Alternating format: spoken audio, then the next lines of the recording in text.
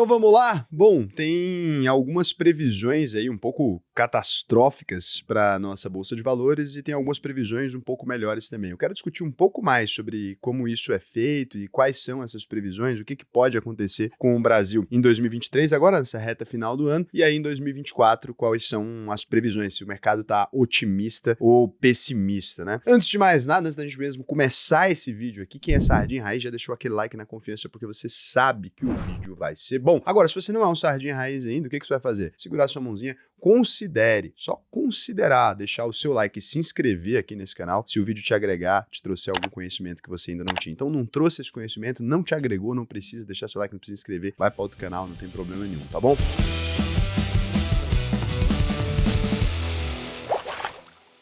Agora aqui tem uma questão. Então, se você ultimamente anda lendo, né, os sites de mercado financeiro, os jornais, aí tem gente que assina ainda até hoje jornais de mercado financeiro para ter aquela gostosura de ler pela manhã, você vai perceber que tanto a XP quanto o BTG Pactual, a maior parte das instituições começaram a liberar ali as previsões delas, né? Uma previsão que foi muito interessante foi a previsão da XP. A XP elevou a projeção para o Ibovespa a 142 mil pontos, né? Hoje, para vocês terem uma ideia, nós estamos falando do Ibovespa em 128 mil pontos, então a XP está prevendo um grande crescimento na nossa Bolsa de Valores, com aposta maior aí num fluxo de investidores e na queda de juros. O cenário otimista considera inclusive a possibilidade de Ibovespa a 158 mil pontos, mas aí também ela criou um cenário muito pessimista ali, sugerindo que o nosso índice poderia chegar a 97 mil pontos. Com base no que essas previsões foram feitas, né? Segundo o pessoal que fez a pesquisa aí, ela considera 3 razões para acreditar num Brasil ainda construtivo. Um relatório das expectativas de 2024,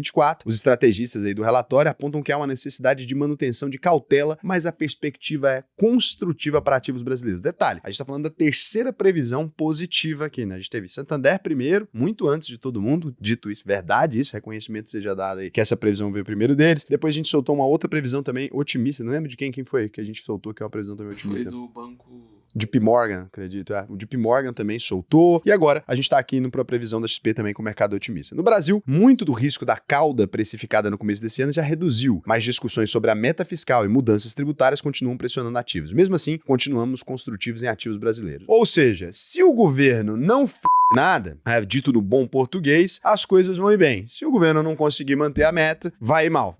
Basicamente é isso que está dizendo. A estimativa para o índice doméstico foi revisada para cima, indo dos 136 mil pontos anteriores para 142 mil pontos, o que representa um potencial aí de valorização de 11,50% aí em relação ao fechamento, né, atual aí. E aí o que o estudo aqui sugere, né, como 3 razões para acreditar nesse construtivo em Brasil, acreditando nessa evolução, que o país está indo bem, tá? A visão se baseia primeiramente no retorno dos fluxos de investidores que foram inicialmente impulsionados em direção à China, né? Então o pessoal tá vindo para a China, voltou. O movimento de reabertura do país asiático motivou a entrada que não teria se sustentado por problemas estruturais lá na China, né? A China tá indo mal, a frente financeira, imobiliária, tecnológica, entre outras por lá. Além disso, o posicionamento mais restrito de bancos centrais globais teriam gerado saídas líquidas significativas da China e de outros países emergentes, o que beneficia o Brasil, que também é um país emergente. À medida que o ambiente macro melhora, a macroeconomia do Brasil, com o mercado precificando cortes na taxa de juros americana no meio de 2024, o que é bom pra gente também, então o dinheiro dos Estados Unidos descendo pra cá de novo, porque tá lá, né, a taxa de juros alta lá compete aqui, você vai deixar o seu dinheiro num país dolarizado, economia gigantesca, tarará, ou vai deixar no Brasil, né? O pessoal normalmente prefere mandar esse dinheiro lá para fora. E outros mercados globais, provavelmente seguindo o ritmo de fluxo de capital estrangeiro, devem permanecer significativamente positivos em mercados emergentes. Ou seja, vai rolar dinheiro pra galera do andar de baixo. É isso que tá falando em bom português aqui, porque fala português, tá? Dadas as dificuldades presentes na China e outros 4 principais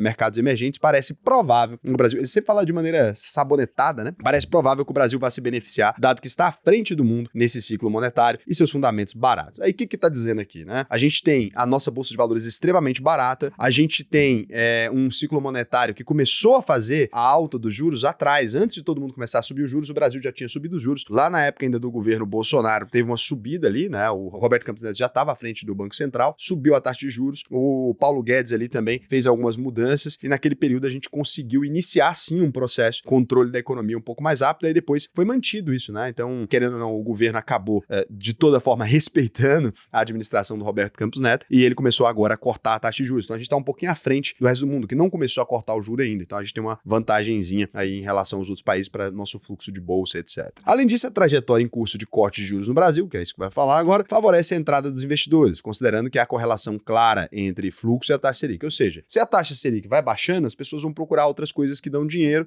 mesmo que isso envolva um pouco mais de risco. Isso aí é coisa que eu já falei para vocês aqui inúmeras vezes e que vocês sabem muito bem, né? Então, os estrategistas explicam que a dinâmica apresentada é que em ciclos de corte de juros, os fluxos tendem a ser positivos.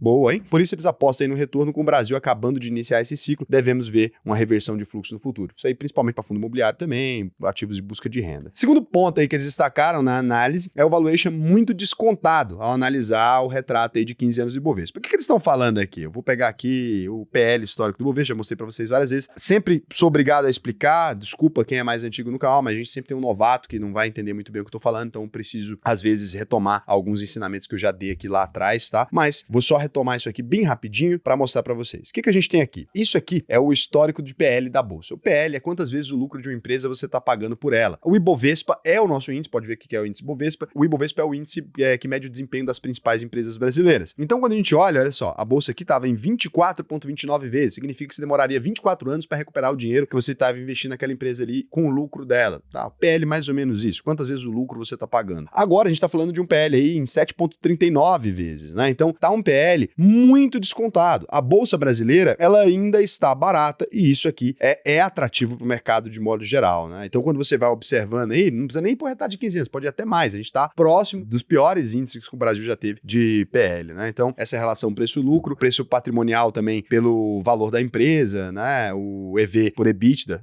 tá muito bom também. Então, tá tudo isso muito abaixo das médias históricas do Brasil. O Brasil é, nesse momento, não um país de crise, é um país de oportunidades abrangentes. Quando a gente observa também o dividend yield, aí, o indicador de dividendos por ação, o índice também se mantém acima da média para o período. O ROI também, o retorno sobre patrimônio, está acima da média dos últimos 15 anos também. Ainda que a taxa de juros se apresente em 2 dígitos, a gente tem boas opções e boas oportunidades na nossa bolsa. Na comparação aí com ações globais, o nosso índice, né, o Bovespa também está se destacando com desconto histórico aí, tanto em relação às empresas americanas, considerando o S&P 500, né, o S&P 500 americano, quanto aos mercados emergentes. Daí se a gente vem para um terceiro motivo que se justificaria ali é o ciclo atual do corte da taxa de juros no Brasil, que será mais favorável para ações. Historicamente, aí, os ciclos de queda são fortemente correlacionados. Todos esses cenários aqui, a conjuntura, o relatório diz, a gente vai borrar. Então, todos os relatórios conjuntos aqui dizem, a gente vai pocar, vai crescer pra caramba, vai ser uma coisa mais linda do mundo nisso aqui. Aí, quando a gente vai para os outros cenários, né, se a gente for observar outros modelos, aí você tem algumas premissas. O que eles utilizaram aqui para falar o que pode dar errado? Então, o que é o modelo do Ibovespa e como que poderia ser? Primeiro, um modelo DCF, né, que é o de fluxo de caixa descontado, no qual assume um WACC, uma média ponderada de custo de capital de 11,7%, um modelo de PL que assume um múltiplo de 9 vezes, mesmo assim abaixo da média histórica de 11 vezes, um EV por EBITDA de 5,5 vezes, também aí abaixo da média histórica de 6,5 vezes, e um modelo que utiliza o preço estimado aí por analistas para cada constituinte do índice explica. Aí, então, essas são as previsões caso as coisas se melhorem ali. Também existe uma outra previsão de um índice a 158 mil pontos, acho bastante otimista também. É isso com uma situação onde o Brasil dá uma acertada maior e o lucro das empresas crescem, alguns fatores acontecem ali. E na visão pessimista, eles consideraram uma contração em 10% do lucro das empresas, e daí o nosso índice doméstico chegaria aí em 105 mil pontos. Na correção de lucros, de 20% de queda nos lucros aí das principais empresas, a gente chegaria até 97 mil pontos. Bom, olhando os três cenários aqui, né, a gente está considerando uma queda na taxa de juros. Até o final de 2024, aqui, essa previsão para mim,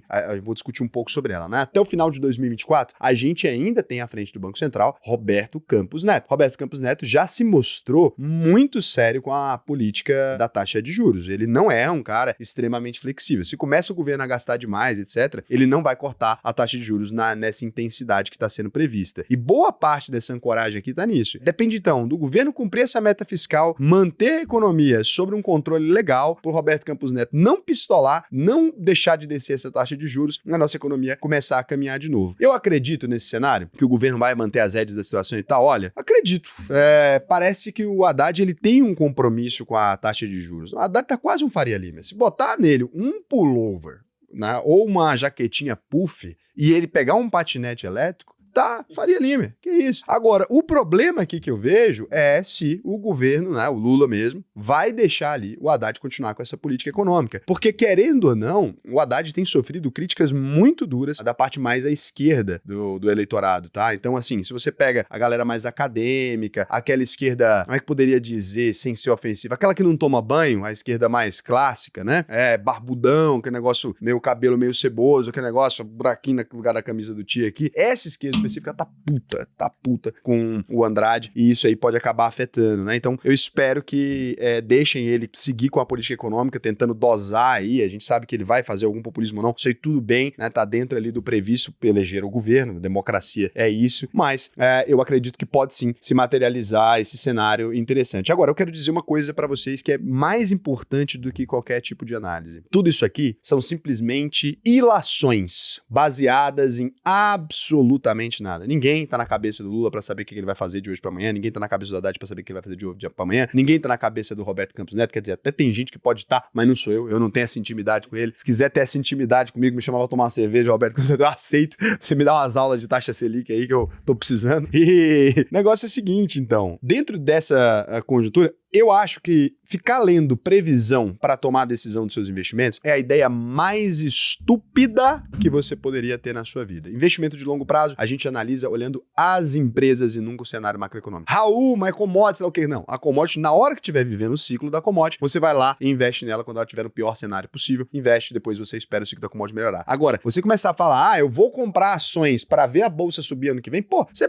besteira pra caramba. Primeiro que a maior parte de vocês ainda estão na fase de construção de renda. Então você tá ali ainda tentando arrumar dinheiro pra poder investir. Você vai ali investir 2, 3 vezes, vai falar, vou segurar agora, fazer fluxo de caixa, né? Pra poder me preparar pra uma crise quando ela vier. Daí ano que vem a bolsa, porra, passa 10 anos de alta, por exemplo, 5, 7 anos de alta. Você tá fora do mercado, não tá posicionado. Ou beleza, você compra, caiu um pouco, você vai simplesmente fazer um preço médio e vai começar a comprar de novo. Não sofra com isso se você é um iniciante. Se você não trabalha com gestão de fundo, isso aqui não interessa a sua vida. Quem é gestor de fundo, o cara precisa bater uma métrica. Por quê? Eu explico isso aqui sempre pra vocês, mas eu vou mostrar de maneira realista como é que isso aqui funciona, porque às vezes eu acho que não fica muito claro o que eu tô falando, né? Que isso aqui não é para investidor pessoa física, que esse tipo de análise, ela tem a ver muito mais com o negócio de mercado financeiro, com o business mesmo, o mercado financeiro, do que necessariamente com você. Então, eu vou te mostrar aqui, olha só. Então, quando você vem numa plataforma, essa daqui é a nossa plataforma aqui, tá? Então, quando você vem numa plataforma de investimento aqui, você vai ali no botão Invista Agora, daí você imagina que você é um nulo, você não sabe absolutamente nada sobre investimento. A única coisa que você fez foi ver 2 vídeos na internet. E de gente mal intencionada muitas vezes, ou burro mesmo, que é pior. Então você clica aqui em fundos. O que vai acontecer é que aqui dentro da gente não faz esse esquema, mas eu vou te mostrar agora como aparece em uma plataforma normal, né? Porque aqui a gente tirou esse modelo exatamente para não gerar esse tipo de abstração nas pessoas. Mas olha o que vai acontecer se você loga numa plataforma convencional. Inclusive a nossa tinha essa falha, né, até pouco tempo atrás, porque a gente não tinha desenvolvido ela do zero, a gente tinha usado tecnologia pronta. Então agora é o jeito que era o nosso modelo antigo. Então você chega aqui nos fundos de investimento, assim é o que aparece na nossa. Agora como é que aparecia? Ó, top fundos. Então aqui você vai ver a rentabilidade dos últimos 12 meses, tá vendo? Ó, 788%, tá? A rentabilidade do Hashdex, tá aqui do Ethereum, 354% nos últimos 12 meses. Aqui, 126%, ó, renda fixa, 126%, multimercado, 109%, 107%. O que o iniciante faz? Ele pega os fundos que estão com a melhor rentabilidade dos últimos 12 meses e investe nele. Então o que o gestor precisa fazer? Ele precisa fazer um sistema onde ele consiga tentar ficar nesse quadrante dos primeiros fundos de investimento oferecidos ali. A gente tirou bastante fundo, né? A gente quase não tem fundo mais na nossa plataforma, mas isso aqui pega muito o investidor, então ele costuma escolher só aqueles fundos que estão com retorno extraordinário. Se você entende um pouco, você sabe que o Bitcoin subiu muito esse ano e daí não vai fazer muito sentido. Então por que isso aqui não tem nada a ver com investidor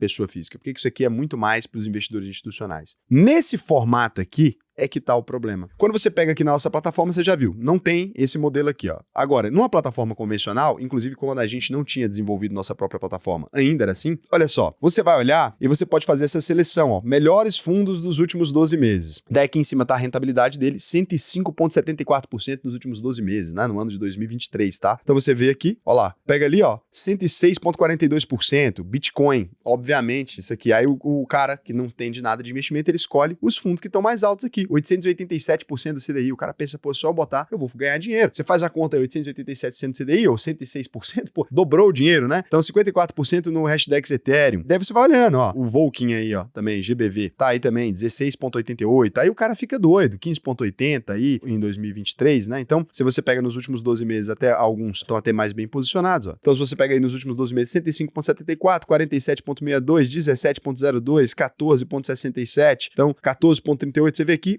normalmente o cliente que é mais leigo, ele simplesmente escolhe o investimento dele por aquilo que está maior, com maior rentabilidade nos últimos 12 meses.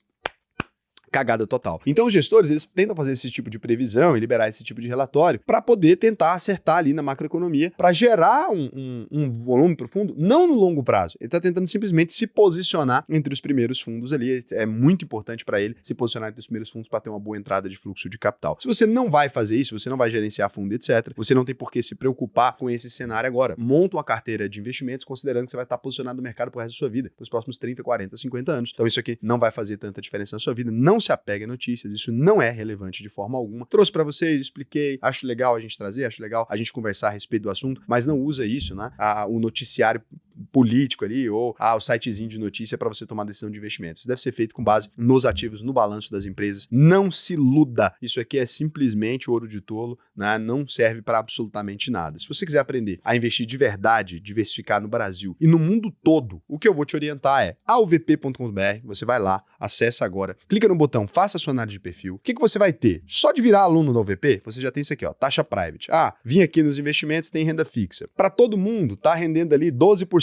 Para você tá rendendo 13%, só de você ser aluno da UVP. Por quê? Porque a gente reduz a nossa margem para você poder ter aqui um desempenho melhor, só porque você é nosso aluno. Então a UVP, ela se paga muito rápido, é por isso que você não vai ver ninguém falar, a UVP não funcionou e tal. A UVP se paga muito rápido, ela se paga nos investimentos, não tem taxinha escondida, não tem nada. Você vai simplesmente aprender a investir, beleza. Pagou pela educação, aprendeu a montar a carteira diversificada e tudo, e ganhou um acesso private, que é a taxa que só é oferecida para quem tem 10 milhões de reais investidos. Véio. Então assim, para você chegar nessa taxa sem ser por meio da UVP, você tem que ter 10 milhões de reais investidos. Pode perguntar no seu banco, quanto que eu preciso para ser cliente do private? Pode perguntar, manda mensagem pro seu gerente, vai te falar 10 milhões de reais. Põe 10 milhões de reais, você vai pro private. Você nem sabia que existia private, né? Precisa, Private Banking Bradescão, o nome do seu banco. Você vai ver aí se for um banquinho digital. Agora, for um banco sério, você vai ver, Global Private Bank. Pergunta aí, pra você ser cliente disso aqui, o que eu preciso? O cara vai te falar na hora, 10 milhões de reais. Boleta aí que a gente te transforma. Então, se você tem mais grana, além do private, a gente oferece na UVP uma consultoria direta aqui, se você tem mais dinheiro. Por quê? Porque aí você vai, né, poder, além de fazer o treinamento e aprender por conta própria, você também vai poder ter uma pessoa diretamente com você para te ajudar a tomar decisões. Raul, eu posso só fazer consultoria de uma vez? Olha, eu não indico, poder pode. Agora, você vai ficar confiando no consultor completamente, a gente confia 100% na nossa equipe, mas o legal é que você saiba o que ele tá falando para você entender. Não adianta você ficar na mão dos outros. O legal é você cuidar do seu próprio patrimônio. Então, tem pouca grana, pode fazer aqui, a UVP, você vai fazer só o treinamento, tem dinheiro, você avisa. Além do treinamento, eu tenho dinheiro, falar, eu sou meio rico. Pode falar pro pessoal, então isso aí, Raul, o que é isso? Passei de 500 mil, 1 milhão, sou meio riquinho. Avisa pro pessoal da consultoria, ele já entra em contato com você também, já faz o treinamento e logo após já entra na consultoria pra gente ajudar a gerir seu patrimônio, abrir conta lá fora, offshore, e aproveita aí, enquanto não tá tendo essa mudança da legislação aí, tem algumas oportunidades interessantes, pode ser legal pra você, se você tem um patrimônio muito grande mesmo, então já começa a fazer mais sentido pra você. Vai lá na UVP agora, faz a sua matrícula, lembrando o compromisso da UVP, não ficou satisfeito, a gente devolve 100% do seu dinheiro, pode ir lá no nosso Reclame Aqui, nenhuma reclamação, mais de 3 anos no Reclame Aqui, a única verdade possível, verificado, pesquisa o nome dos meus concorrentes, estão todos mais sujos do que pau de galinheiro, eu sempre oriento que pesquise, e eles nunca orientam a mesma coisa, né, porque não fica benéfico para eles, então é isso, e eu vou ver aqui se vocês me perguntaram alguma coisa dos últimos vídeos aí, vocês estão mandando poucas perguntas escrito pergunta, você tem que mandar escrito pergunta, porque fica mais fácil eu encontrar, tá bom? O Pedro Lacerda falou, acho que vou viajar para Goiânia só para tentar pegar o episódio 2, e quando ele perguntar o que você quer gastar, eu falo que quer gastar no produto financeiro pela ISEX, é verdade, isso teria funcionado. Ele falou sobre o vídeo que eu dei 10 mil reais para estranhos gastarem no shopping. Foi um vídeo legal, pode ver aqui também. Alan Augusto, 2880, prefiro focar no crescimento e venda. Comprei Copel a 6,58, vendi a 9,40, mão de alface, deu lucro aproximado de 14 mil, mão de alface. Agora fica a pergunta, quantos anos a Copel levaria para mim pagar 14 mil de dividendos? Vendi tudo, saquei o lucro. E o capital inicial foi aplicado sua totalidade em Vega a 32 reais, já está 34. Ai, meu Deus. Nossa, que arrependimento de ter lido isso, Alan. Que isso, cara. Que isso? Meus pêsames. O tal do trader é uma das... Eu vou comentar aqui. Daqui 3 meses ele volta falando, perdi tudo. É isso. Trader é sempre a mesma história. Isso aqui foi uma discussão no vídeo Dividendos versus Crescimento. Burro. Sem noção. Presta não. Devino Matheus pergunta, há algum estudo que mostre as ações de crescimento de fato geraram mais valor para o acionista do que ações de dividendos por serem empresas menores com maior percentual do crescimento? Não existe isso. Você tem que parar de considerar o negócio. O vídeo inteiro sobre dividendos eu fico falando que não importa isso. Aí você quis definir agora que não é a de dividendos que você tem que ir. Você tem que ir atrás de crescimento. Para com isso. Boas empresas historicamente cresceram. Coca-Cola, por exemplo, pagou dividendos e cresceu. Apple não pagou dividendos e cresceu. Google não pagou dividendos e cresceu. Meta não pagou dividendos e cresceu. O que vai definir não é o dividendo. Não tem nada a ver com isso. O que define é a qualidade da empresa. Beijo pra vocês. Meu Deus. Meu Deus.